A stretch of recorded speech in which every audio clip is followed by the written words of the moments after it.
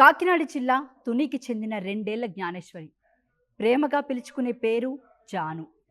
ఎన్నిసార్లు పిలుస్తున్నా no response.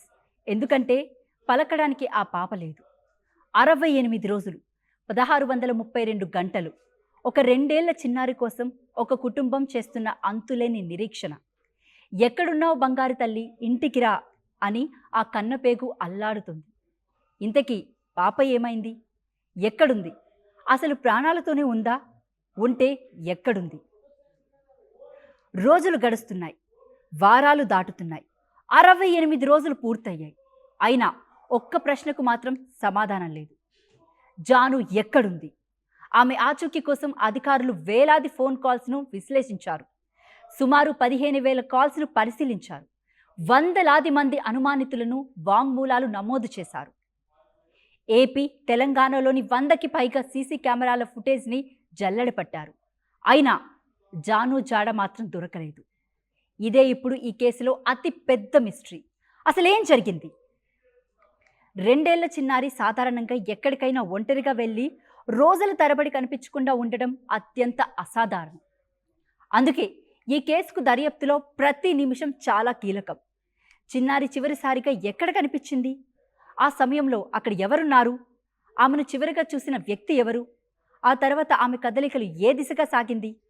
ఆ సమయంలో ఉపయోగించిన ఫోన్లు, వాహనాలు, రూట్లు ఏంటి? ఈ ప్రశ్నల్లో ఒక్కదానికి కూడా చిన్న క్లూ దొరికితే మొత్తం కేస్ ఎంక్వైరీ స్టైలే మారిపోవచ్చు.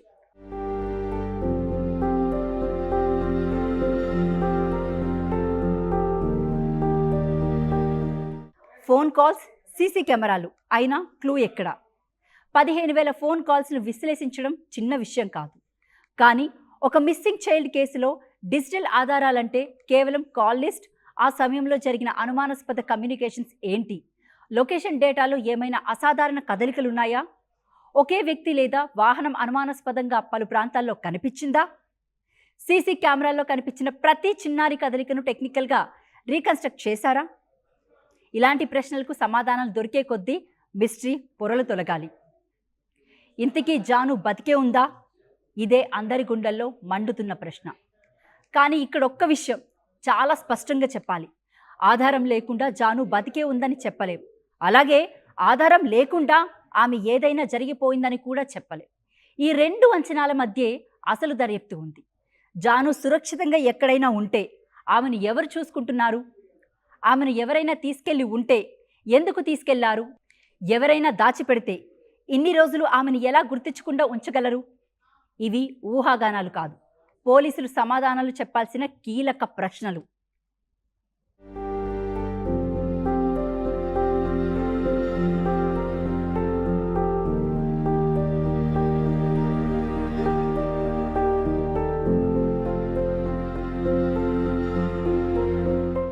ఇక్కడ మరో భయంకరమైన యాంగిల్ ఏంటంటే, ఒకవేళ జాను సజీవంగా ఎక్కడైనా ఉంటే ఆమెకిప్పుడు తన తల్లిదండ్రులు గుర్తున్నారా?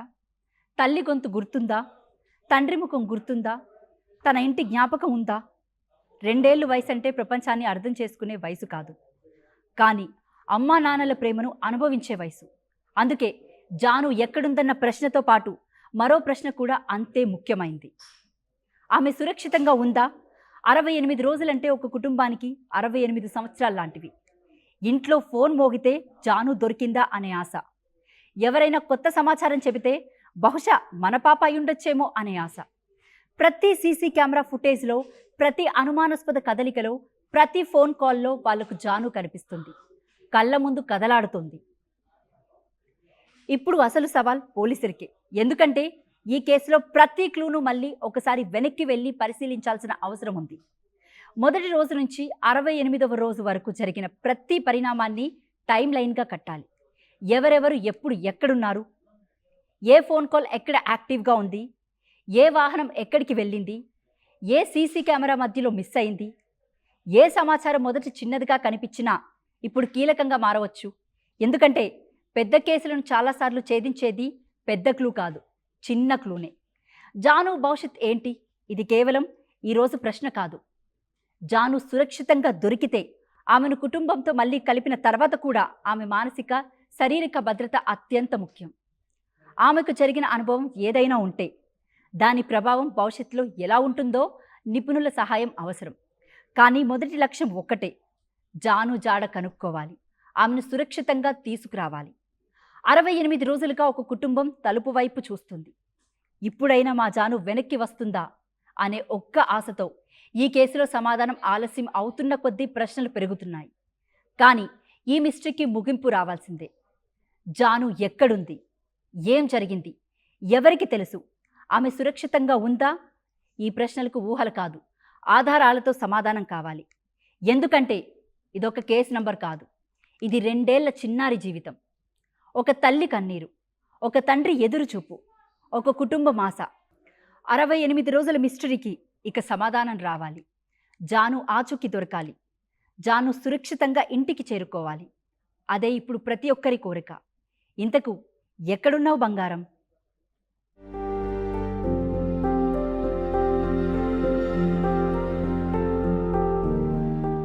ఇక్కడ మరో భయంకరమైన యాంగిల్ ఏంటంటే, ఒకవేళ జాను సజీవంగా ఎక్కడైనా ఉంటే ఆమెకిప్పుడు తన తల్లిదండ్రులు గుర్తున్నారా? తల్లి గొంతు గుర్తుందా? తండ్రి ముఖం గుర్తుందా? తన ఇంటి జ్ఞాపకం ఉందా? 2 ఏళ్ళు వయసు అంటే ప్రపంచాన్ని అర్థం చేసుకునే వయసు కాదు, కానీ అమ్మా నాన్నల ప్రేమను అనుభవించే వయసు. అందుకే జాను ఎక్కడుందన్న ప్రశ్నతో పాటు మరో ప్రశ్న కూడా అంతే ముఖ్యమైంది. ఆమె సురక్షితంగా ఉందా? 68 రోజులంటే ఒక కుటుంబానికి 68 సంవత్సరాలు లాంటివి. ఇంట్లో ఫోన్ మోగితే జాను దొరికిందా అనే ఆశ, ఎవరైనా కొత్త సమాచారం చెబితే బహుశా మన పాప అయ్యుండొచ్చేమో అనే ఆశ. ప్రతి సీసీ కెమెరా ఫుటేజ్లో, ప్రతి అనుమానాస్పద కదలికలో, ప్రతి ఫోన్ కాల్లో వాళ్లకు జాను కనిపిస్తుంది, కళ్ళ ముందు కదలాడుతుంది. ఇప్పుడు అసలు సవాల్ పోలీసులకే. ఎందుకంటే ఈ కేసులో ప్రతి క్లూను మళ్ళీ ఒకసారి వెనక్కి వెళ్ళి పరిశీలించాల్సిన అవసరం ఉంది. మొదటి రోజు నుంచి 68వ రోజు వరకు జరిగిన ప్రతి పరిణామాన్ని టైం లైన్గా కట్టాలి. ఎవరెవరు ఎప్పుడు ఎక్కడున్నారు, ఏ ఫోన్ కాల్ ఎక్కడ యాక్టివ్గా ఉంది, ఏ వాహనం ఎక్కడికి వెళ్ళింది, ఏ సీసీ కెమెరా మధ్యలో మిస్ అయింది, ఏ సమాచారం మొదటి చిన్నదిగా కనిపించినా ఇప్పుడు కీలకంగా మారవచ్చు. ఎందుకంటే పెద్ద కేసులను చాలాసార్లు ఛేదించేది పెద్ద క్లూ కాదు, చిన్న క్లూనే. జాను భవిష్యత్ ఏంటి? ఇది కేవలం ఈరోజు ప్రశ్న కాదు. జాను సురక్షితంగా దొరికితే, ఆమెను కుటుంబంతో మళ్ళీ కలిపిన తర్వాత కూడా ఆమె మానసిక, శారీరక భద్రత అత్యంత ముఖ్యం. ఆమెకు జరిగిన అనుభవం ఏదైనా ఉంటే దాని ప్రభావం భవిష్యత్తులో ఎలా ఉంటుందో నిపుణుల సహాయం అవసరం. కానీ మొదటి లక్ష్యం ఒక్కటే, జాను జాడ కనుక్కోవాలి, ఆమెను సురక్షితంగా తీసుకురావాలి. 68 రోజులుగా ఒక కుటుంబం తలుపు వైపు చూస్తుంది. ఇప్పుడైనా మా జాను వెనక్కి వస్తుందా అనే ఒక్క ఆశతో ఈ కేసులో సమాధానం ఆలస్యం అవుతున్న కొద్దీ ప్రశ్నలు పెరుగుతున్నాయి. కానీ ఈ మిస్టరీకి ముగింపు రావాల్సిందే. జాను ఎక్కడుంది? ఏం జరిగింది? ఎవరికి తెలుసు? ఆమె సురక్షితంగా ఉందా? ఈ ప్రశ్నలకు ఊహలు కాదు, ఆధారాలతో సమాధానం కావాలి. ఎందుకంటే ఇదొక కేసు నంబర్ కాదు, ఇది 2 ఏళ్ల చిన్నారి జీవితం. ఒక తల్లి కన్నీరు, ఒక తండ్రి ఎదురుచూపు, ఒక కుటుంబం ఆశ. 68 రోజుల మిస్టరీకి ఇక సమాధానం రావాలి. జాను ఆచూకీ దొరకాలి. జాను సురక్షితంగా ఇంటికి చేరుకోవాలి. అదే ఇప్పుడు ప్రతి ఒక్కరి కోరిక. ఇంతకు ఎక్కడున్నావు బంగారం?